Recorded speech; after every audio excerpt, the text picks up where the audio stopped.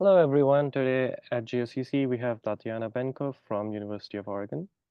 Before we begin, let us remind ourselves of our guidelines. Everyone has something to contribute, no one has all the answers, and we're all learning. So with that, let us have Tatyana tell us about double dimers. Take it away. Great, thanks so much. I'm going to talk about double boxes and double dimers today. So this is my PhD research with my advisor, Ben Young at University of Oregon. Okay, so please feel free to interrupt with questions, any clarifying questions, anything like that. Okay, so I'm going to start off with our main result that we are going to prove. So A, B, and C are going to be fixed natural numbers. And our main result is this equality of generating functions here. So on the left-hand side, this is a generating function for double box configurations. And so we're going to define what this is, but it's going to be a plain partition-like object. And then this M of Q here is the generating function for plain partitions. And then this M sub ABC of Q is the generating function for boxed A by B by C plain partitions. And so we'll talk about all of these objects, but this is I just want to see the equality that we're gonna prove. And this was conjectured in a geometry paper, algebraic geometry paper by Garland-Paracool and Young, and then proven in a later geometry paper. So the motivation for this equality is really coming from algebraic geometry. We're going to give a combinatorial proof of it.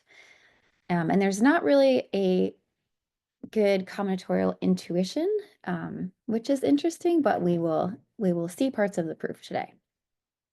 Okay, so we're going to start off with a bunch of definitions just to make sure we're all on the same page here.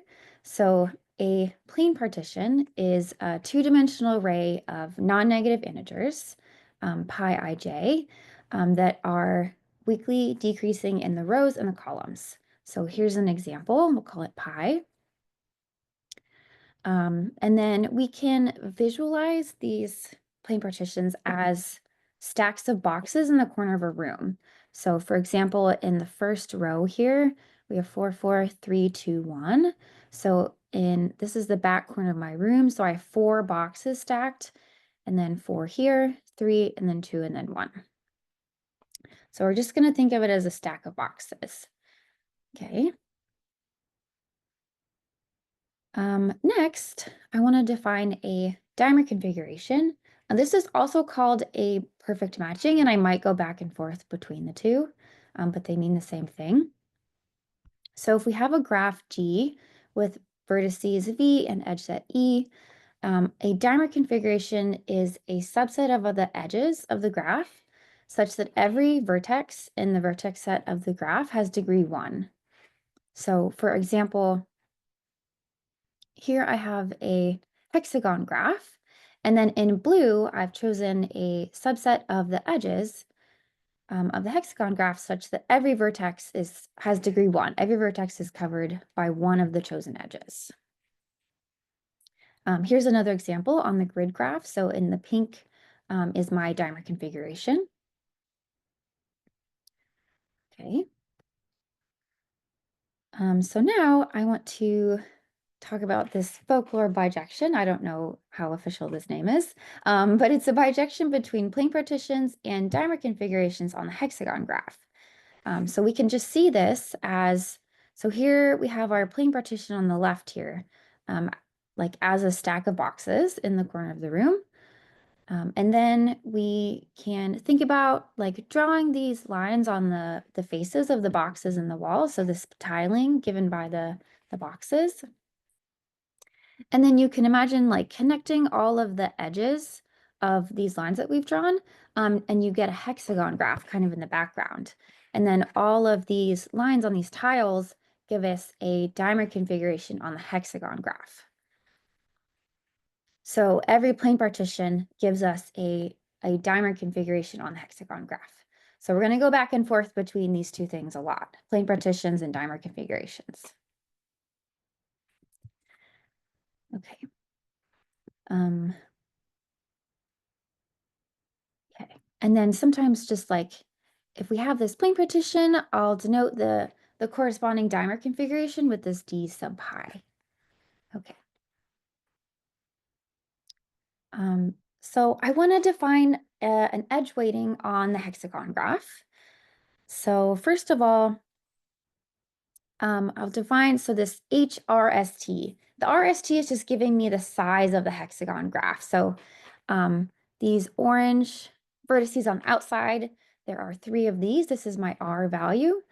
On the purple ones here are my S values. So there's 3 of these. And then T are the nodes on the vertical line, and there's 2 of these. So the RST just cuts out the hexagon graph from like a hexagon lattice. So it's giving us the size of the graph. And then my edge weighting, I'm going to start on this bottom row of horizontal edges and give these all weight 1. And then each row of horizontal edges going up gets increasing powers on Q. So here we have Q, and then Q squared, and then Q cubed, and so on. And then all of the non-horizontal edges get weight 1. And the reason for this edge weighting is, so if I have a piece of my hexagon graph like this, and I've chosen these 3 matched edges, when I think about my focal bijection, the tiling looks like an empty place where I could place a box. So thinking back to like the focal bijection, this is a place where I could place a box, and it has weighting Q to the I from this lower horizontal edge.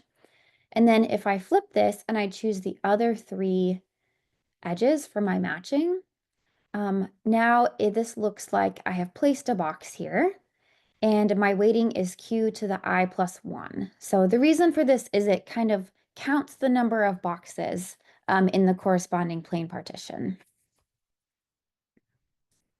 Okay. So for example, just look at this weighting a little bit.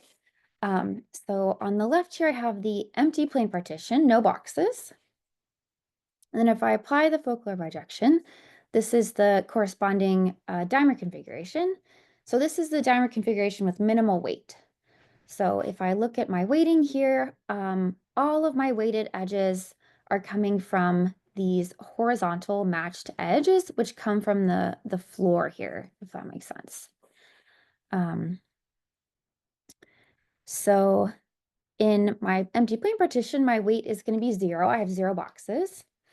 In my minimal dimer configuration, my weighting is going to be the product of all of these matched horizontal edges. So if my hexagon graph here is size 4 by 4 by 4, this is going to be a weight of Q to the 24th. Just coming from the floor tiles here. Okay. So here's an example where we have a non-empty plane partition. So now we have some boxes. So the weight of this plane partition is 5. And then the corresponding dimer configuration, I've just drawn the weights for the matched edges that are going to contribute some weight. So the horizontal ones that are matched. Okay, so if I count all of these up, I'm going to have Q to the 29th. And then for my weighting, what I want to do is divide by the weight of the minimal configuration, which was just this one on the previous slide. So Q to the 24th. So I'm going to divide by that weight so that my weighting that I'm defining for my dimer configuration here is Q to the 5th. And so it exactly counts the number of boxes that I had over here in the exponent on Q. So I want to make this correspondence between these objects with these weightings. And that was the purpose for the edge weighting on our hexagon graph, was just to count our boxes.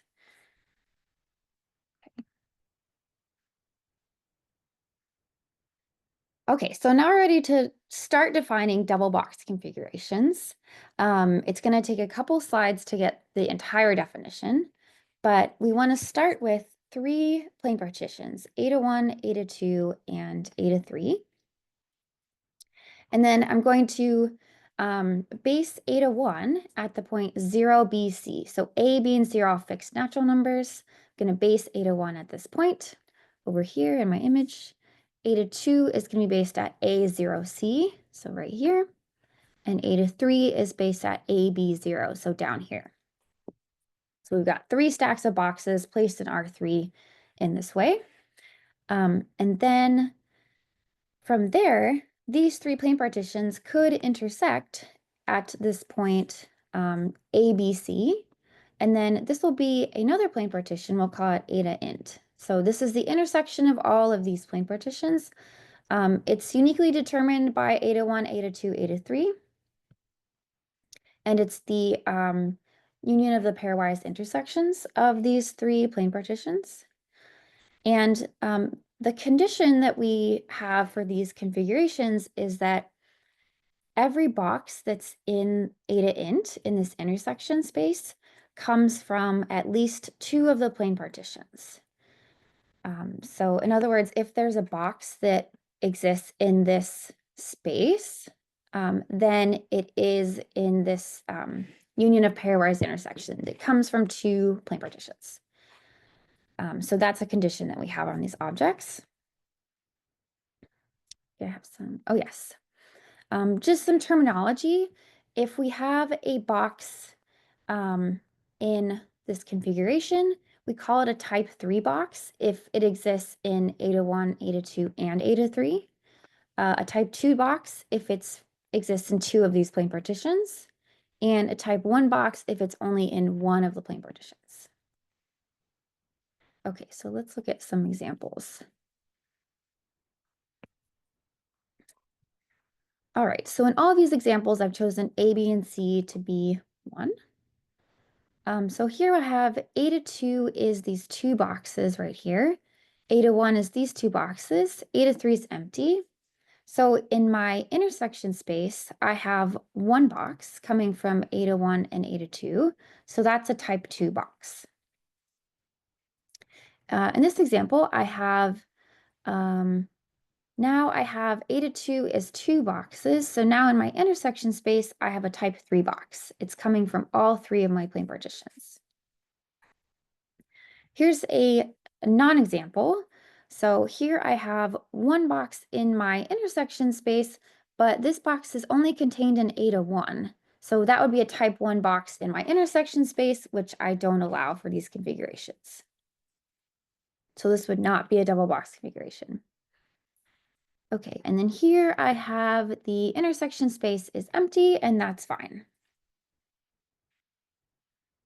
Okay. So the last part of the definition for the double box configurations is these are actually equivalence classes of these triples of plane partitions.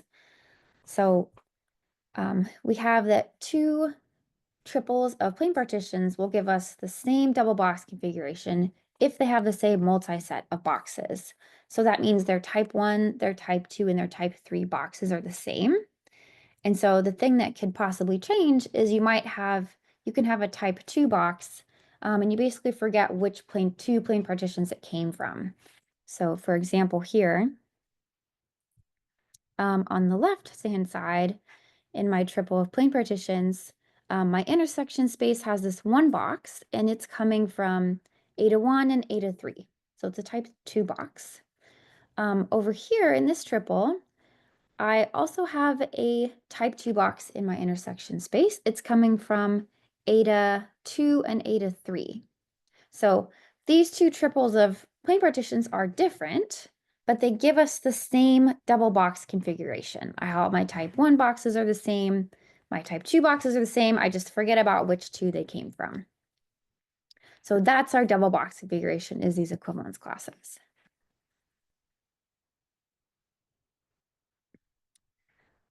So we can have a couple different kinds of type 2 boxes. For example, on the left here,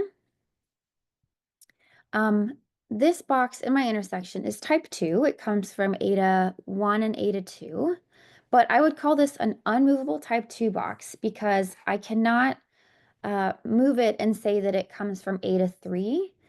Because eta 3 is empty, there's no supporting box. I can't make this come from that plane partition.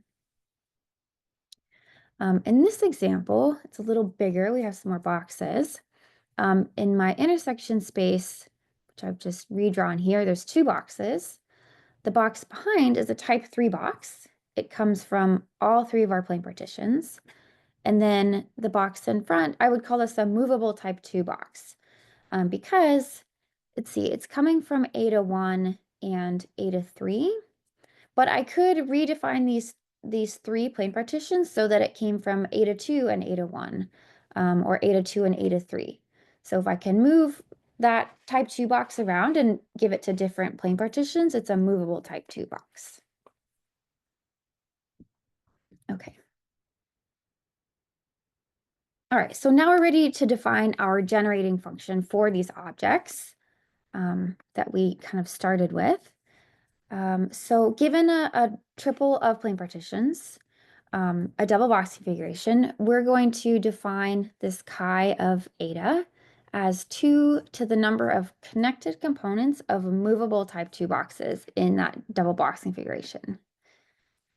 Okay, and then we're going to define the size here as the sum of the sizes of all three of our plane partitions minus the size of the plane partition in the intersection space.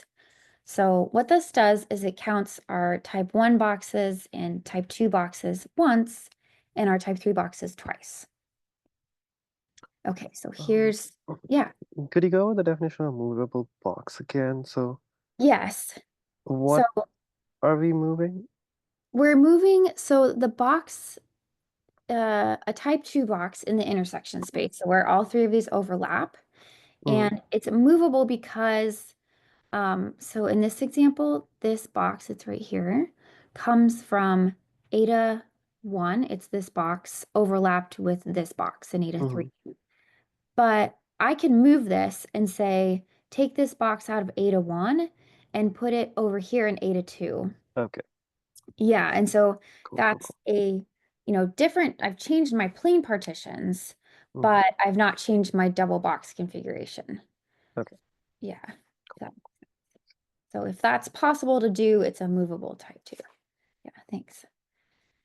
Okay. Okay, all right. So yeah, so here's our generating function now. I will often drop the equivalence class signs, but that is secretly what we have here is these equivalence classes. So in this example, let's just see our chi of eta is 2 to the number of connected components of movable type 2 boxes. We have just that one movable type 2 box, so this is 2 to the 1. And then our size here is the size of eta 1, which has 4 boxes, plus the size of eta 2, which has 5 boxes, plus eta 3, which has 8 boxes, and then we subtract eta int, which is these 2 boxes in the intersection space.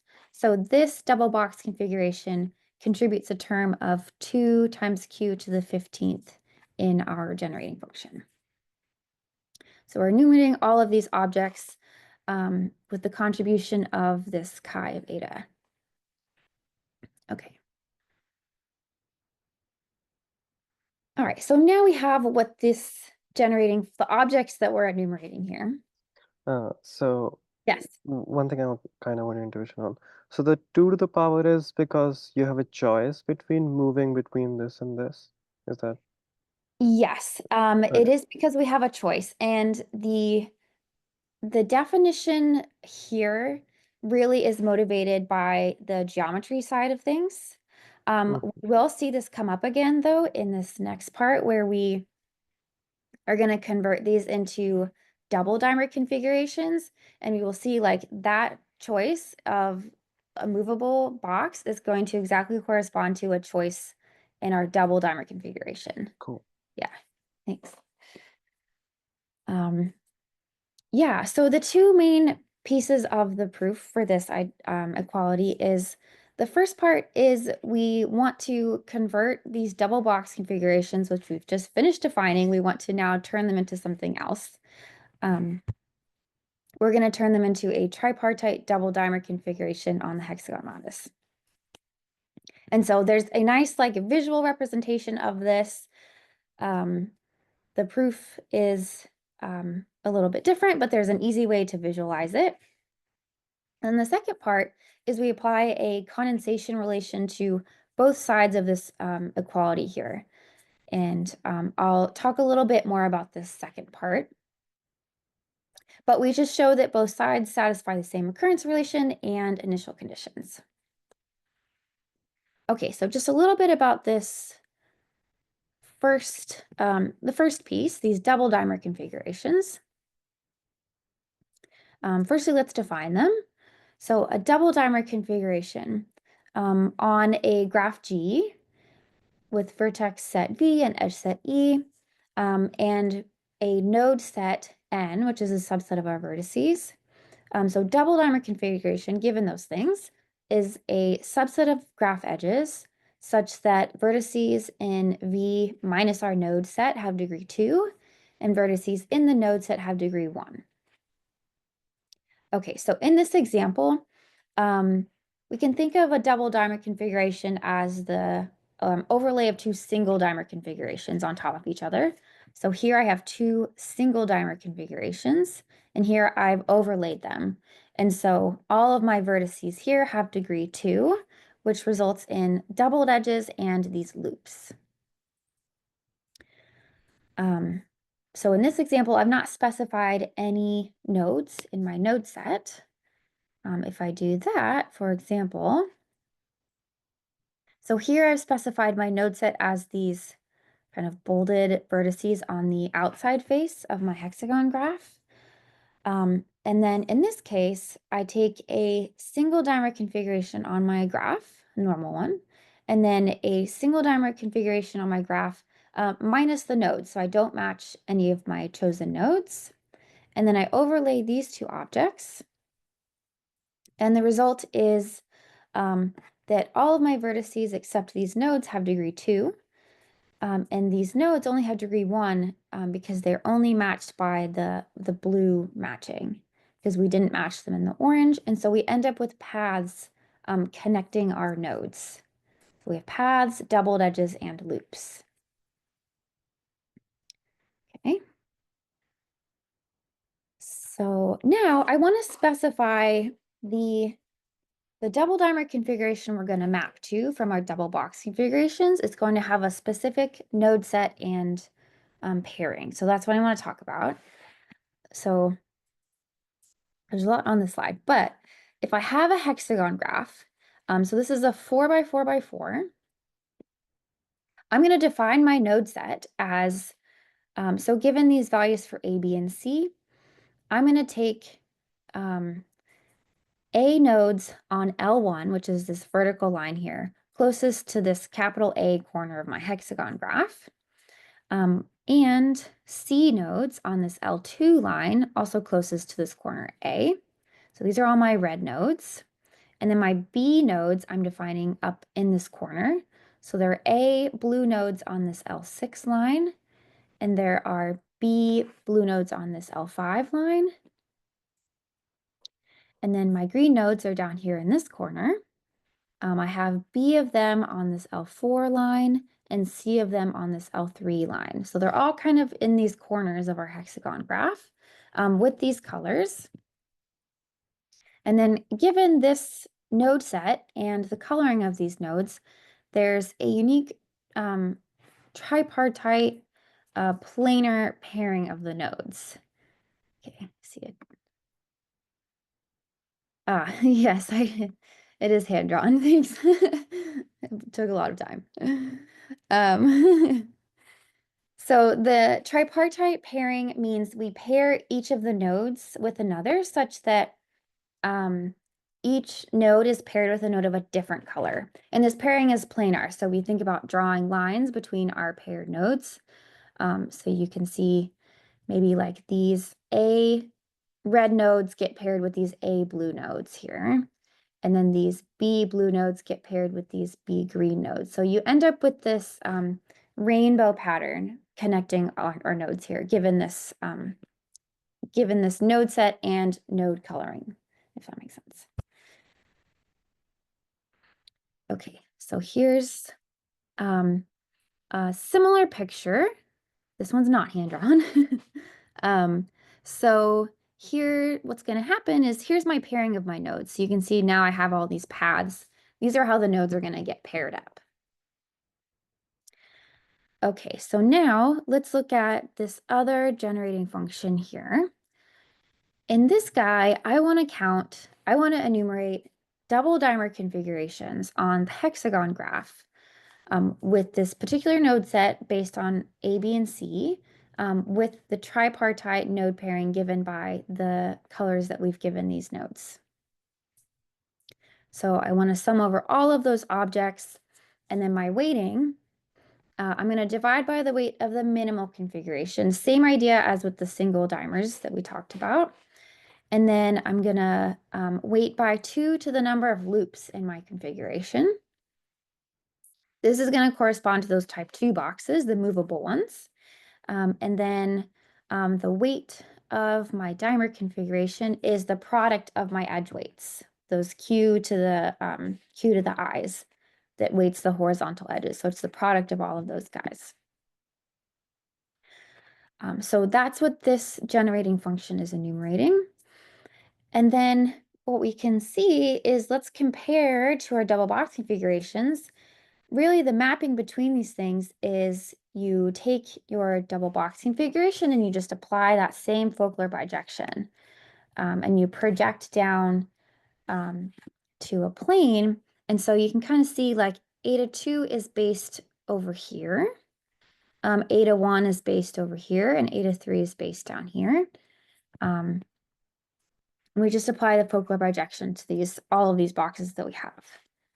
So I think I have some examples next. Yes.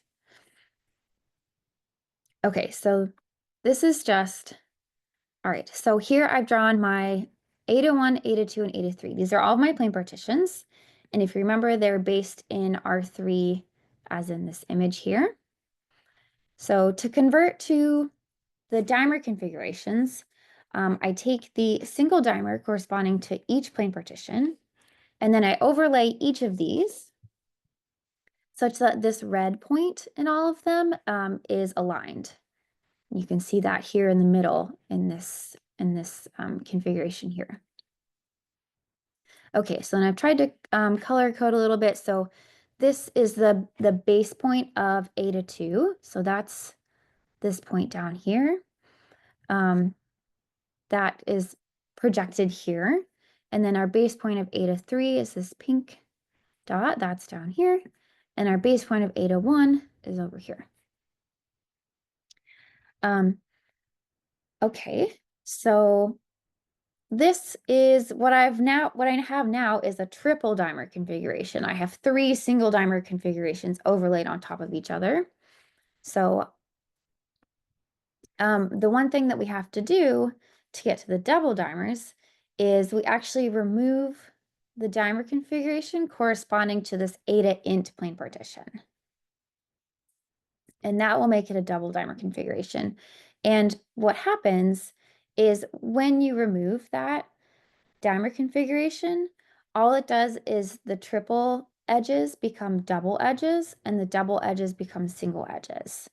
So it doesn't really change how this configuration looks. Okay, so notice that in this configuration, let's look at the paths. We have 2 paths kind of in this section over here. This is corresponding to this a equals 2 value. We have 1 path over here. This is corresponding to b equals 1. And then we have 1 path on the bottom here coming from c equaling 1. Okay. So some more examples we can see. Here's the double box configuration. And then here's the single dimer configuration corresponding to each of our plane partitions. And then here's what it looks like when we overlay all 3 of those. So now we have a little almost loop looking thing here. Here's one with this is a type 3 box in the middle. So this box right here overlaps with this box, overlaps with this box. Okay, here's one of our examples that we saw with a movable type 2 box in the intersection space here. Okay, so this is coming from, this is the box right here in eta 3 and right here in eta 1. So those two boxes overlap. And this gives us a loop in this configuration. So the movable type 2 boxes are going to correspond to loops in our double dimer configuration. Okay, so this kind of gives us a mapping between the double box configurations and the double dimer configurations with this tripartite node pairing. So the visual representation is, so we've seen the visual representation. To actually prove these generating functions for these objects are equal, there's a bit more to do. You kind of just split this map up into a couple of different maps. And I want to just give an example to say why that's necessary. This is not the mappings that we're seeing by the Folkler bijection is not an actual bijection between these objects. So for example, here's a triple of plane partitions such that this is the triple dimer configuration we get when we overlay all of them. So this double box configuration. So just to orient here, we have some nested loops. So this outer loop comes from, there's this 2 by 2 by 2 stack of boxes minus this box in the middle that overlap in eta 3 and eta 1 here. So those cubes overlap, and that gives us this outside loop. And then the inside loop comes from the overlap of the space where these boxes are missing, overlapping with this box over here. So in the double box configuration, these boxes don't overlap. Like this box is actually the bottom back corner of this 2 by 2 by 2 cube. So it's a type 3 box. But when you take the projection down to the dimer configurations on the hexagon graph, these dimers overlap with these dimers, and you get this little loop in the middle. However, this double box configuration here gives us the same triple dimer configuration here. So notice I have, let's see, we've taken away this box and we've added a box here and here to get this. And this gives us the same triple dimer configuration here. And this is a different double box configuration. So this is just to say that this mapping is not a bijection between these objects, is all that is to say.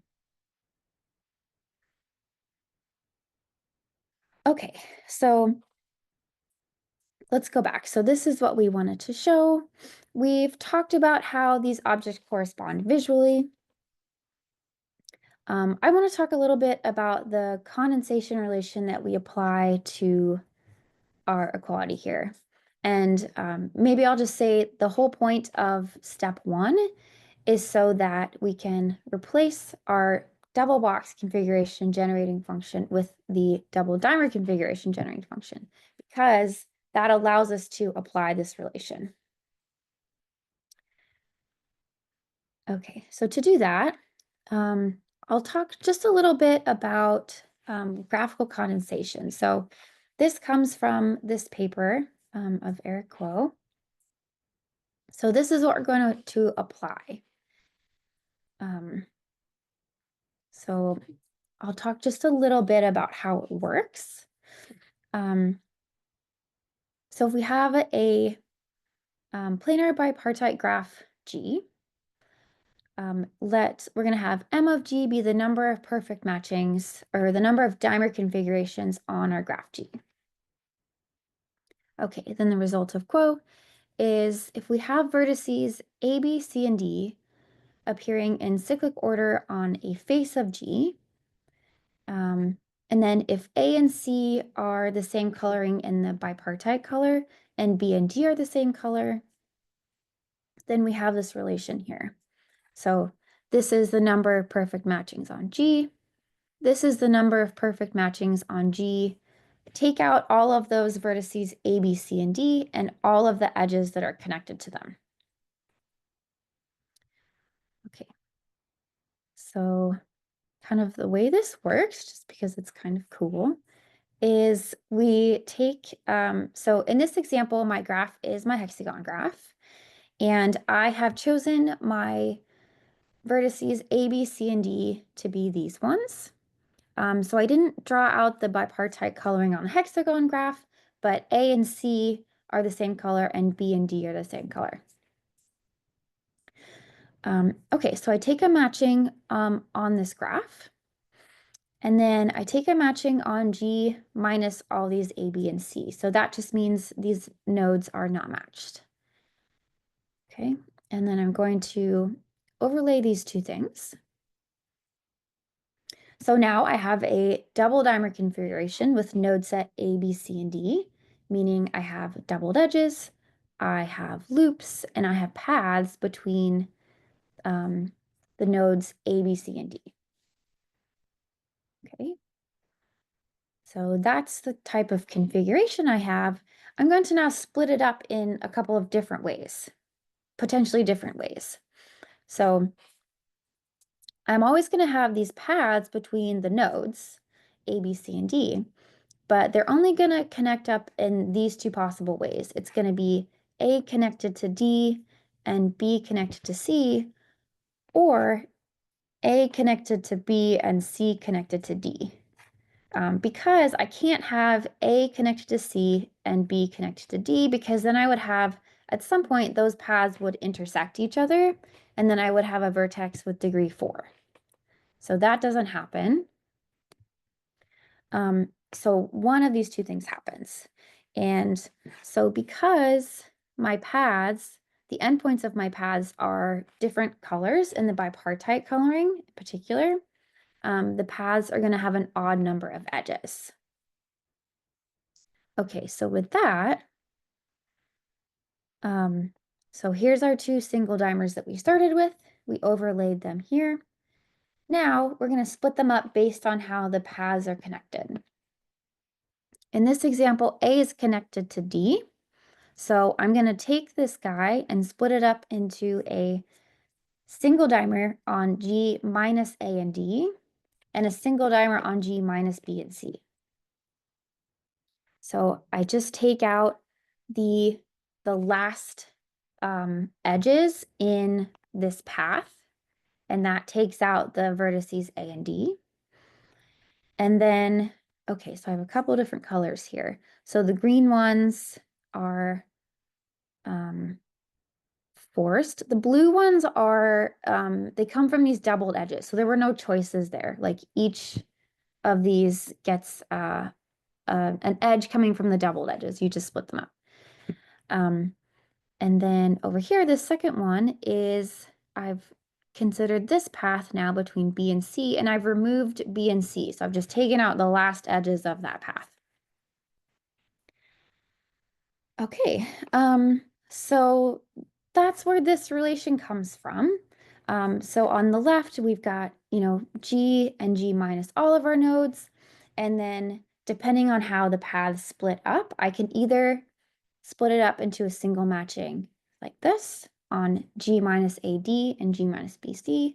Or if the paths connect in the other way, I would split it up into a single matching on G minus AB and G minus CD.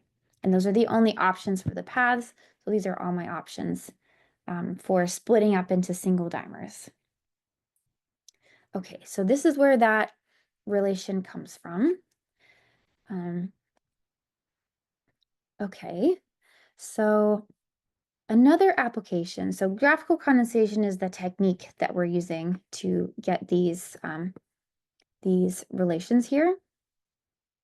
So we can just slightly modify it to get the one we want to use, where if we consider the number of dimer configurations on the hexagon graph of size r by s by t. So this was the same as before. So r is the number of nodes kind of down here. S is the number of nodes here, and T is the number of nodes on the vertical line. So now we're going to vary the size of the hexagon graphs. So take a matching on here, we'll take a 3 by 3 by 3, and then take a matching on a smaller one, so a 2 by 2 by 3. And then overlay them. So we get a configuration that looks something like this. So I've placed this smaller graph kind of right in the middle of the other one. And now I have these 4 regions that I'm going to define kind of on the outside here. And every node in these regions has degree 1 because it's only matched by the orange edges. But in each region, so example for in this region 1, I have 3 nodes on the outside here, and I have 4 nodes on the next line in. And so each of these nodes is going to be connected to one of those, and there's going to be one left over. And this node is going to be connected into the rest of my graph, and it's going to create this path. So my paths are going to go between the sections that I've defined. So in this example, it goes between 1 and 4, and there's a path between 2 and 3. And then very similar to the last application, depending on how the paths go, which sections they connect, determines how we can split up our configuration here into 2 single dimers. And we just vary the size of the graph depending on which sections the paths were between. Okay, so we take this relation from from graphical condensation on the number of perfect matchings on the hexagon graph of these varying sizes. And then we're going to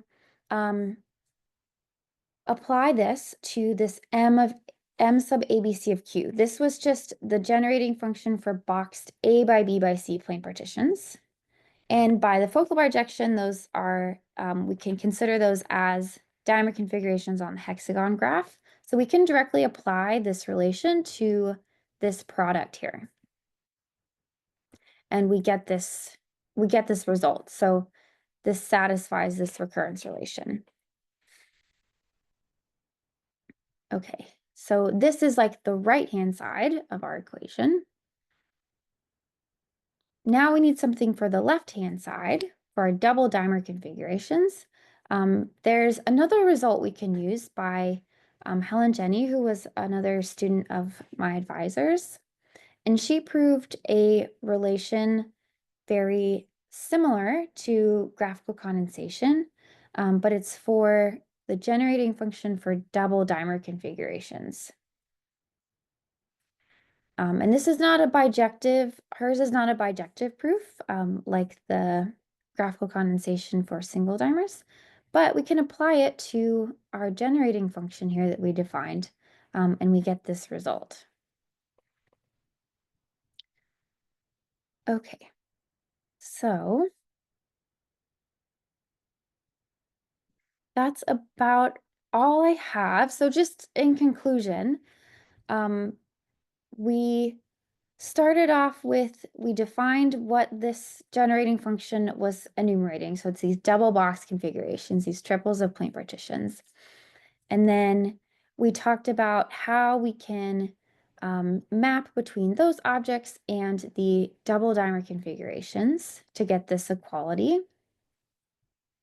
And the point of that is that we can then apply condensation to both sides of our equation here and show they satisfy the same occurrence. And we didn't talk about the initial conditions, but you can show they satisfy the same initial conditions. And so we get our result here. And I think I will end with that.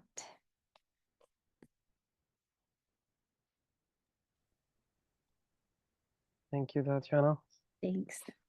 The floor is open for questions. Welcome to unmute yourself and ask a question. Yes. So we go to other. Yes, so at the beginning I thought it was MQ squared, no? Yes, I just realized this is wrong. Yes. Okay, okay. Yes, MQ squared, sorry.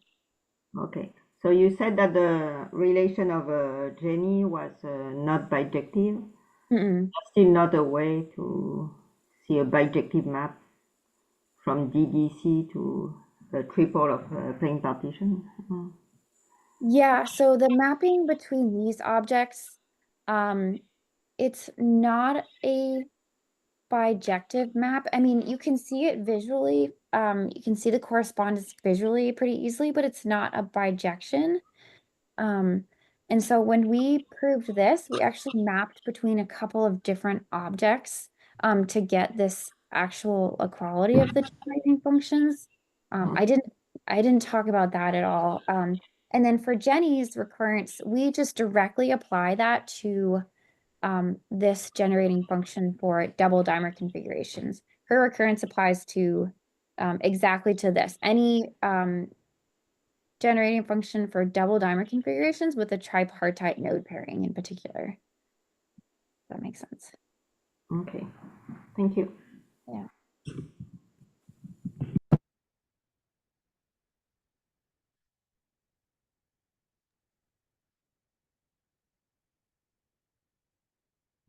More questions?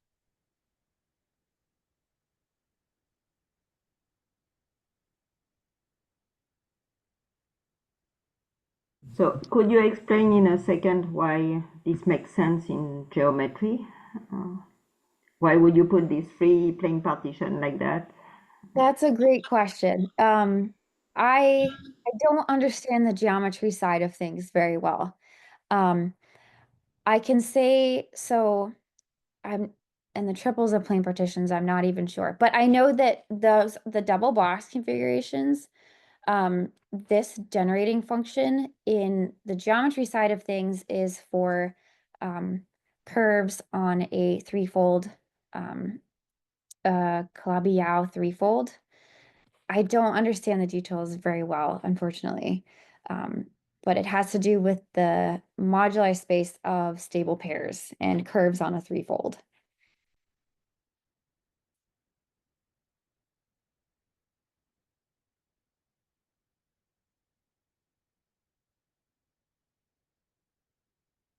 But it's interesting. It's interesting just because this doesn't have like it doesn't have a it's not intuitive combinatorially. So I think that's kind of interesting. It seems like it should make more sense just from the plane partitions, but yeah. Thank you. Thanks.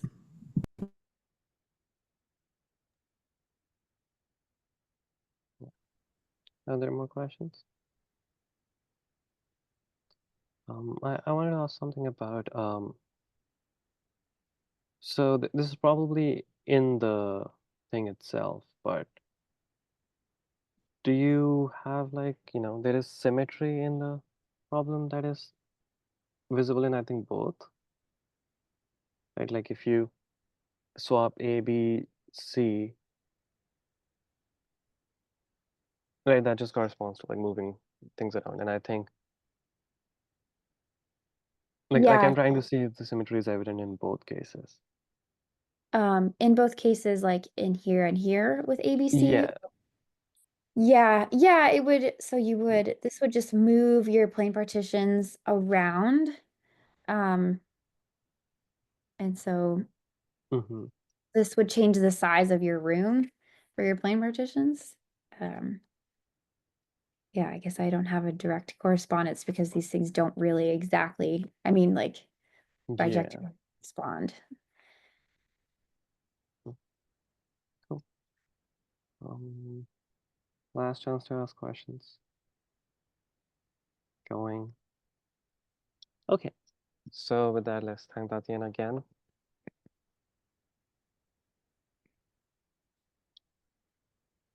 Great talk. I'll start the recording. Thank you.